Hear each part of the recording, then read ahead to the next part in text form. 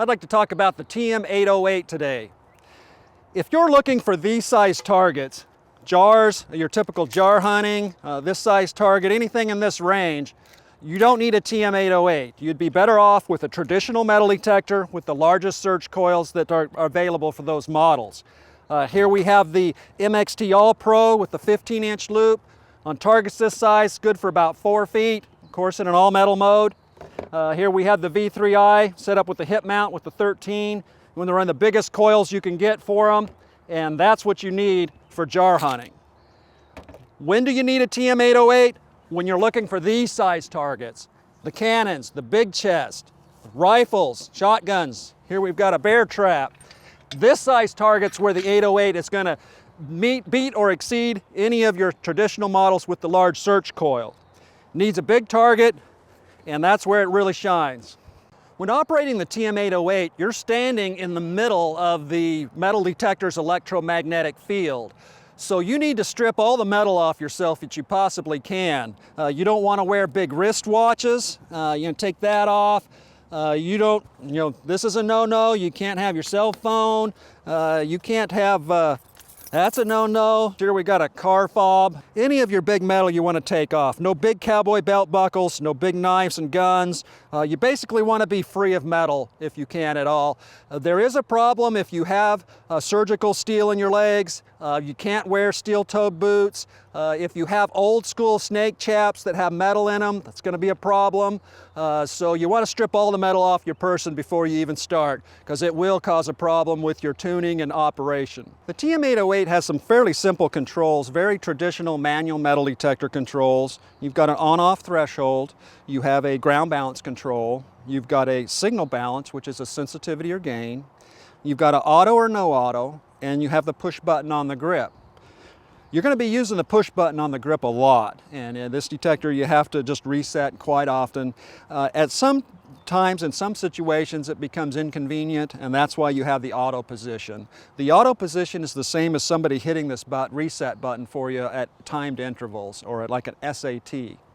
And so it maintains the threshold or a neutral condition so that when metal comes into the field, it can see that and respond to that with a beep. So we're going to turn the detector on by the threshold. We're going to hold the button in as we turn it on, and we're going to adjust for a slight threshold sound.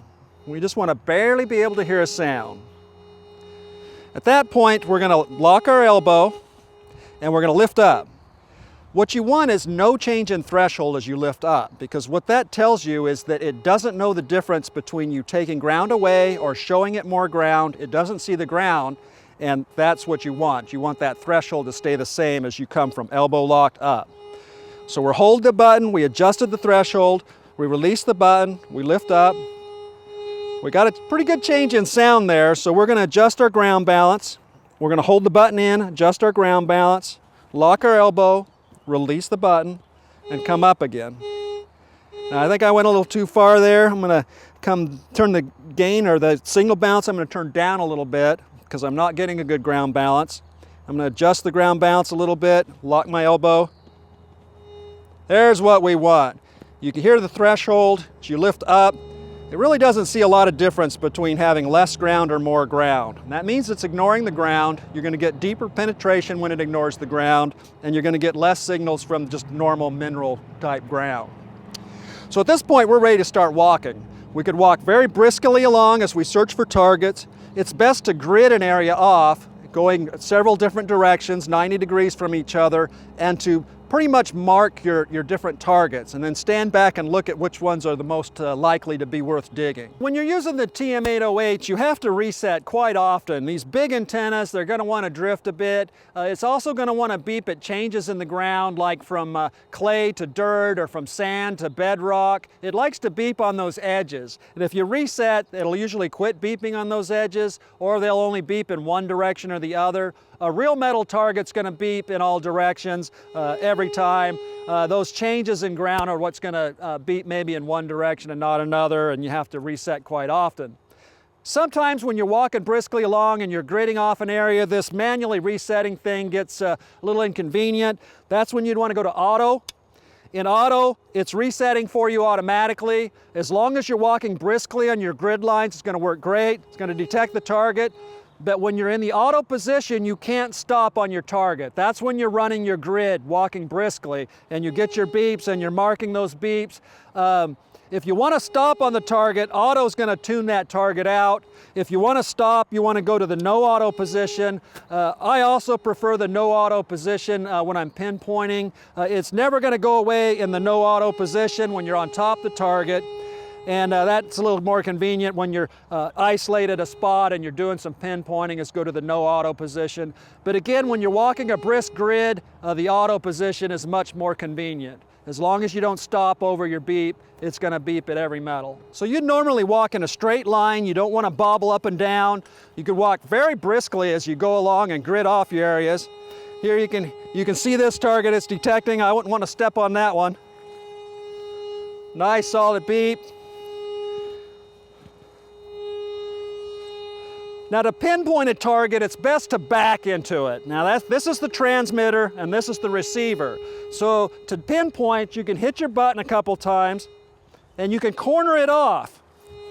Like you see here, go on all sides, and in the middle is the pinpoint. This works a lot better than other methods I've found is backing into it and just going around it and centering it. You can mark the center of the target, and now we can see this one, so I'm not going to mark it. I can go off to the side, maybe 10 feet, hit the reset button, and then walk directly towards my pinpoint. When the beep comes on, from here to your pinpoint is how deep that target is in the ground. That's a triangulation. Works quite well. Varies a bit with target size, but for most practical purposes on this size target, it's very accurate. So the TM-808 is an all metal detector. That means it's going to detect every kind of metal there is: iron, gold, silver, all types of metal. You really can't go into that 6-10 foot deep range and have any kind of accurate discrimination. So it's going to detect all kinds of metals. So you want the research when you're treasure hunting to have you in an area where there's likely to be something worth digging. If you're just hunting randomly, you're going to dig some scrap metal and you know, the old farm implements and just trash iron is going to be found with it because it's an all metal detector. A lot of people use the 808 for environmental use, finding 55-gallon drums at 16 feet. This thing does very well. You can find septic tank lids if they've got steel in the concrete, or if they're an older steel tank. This will find a septic tank quite easily.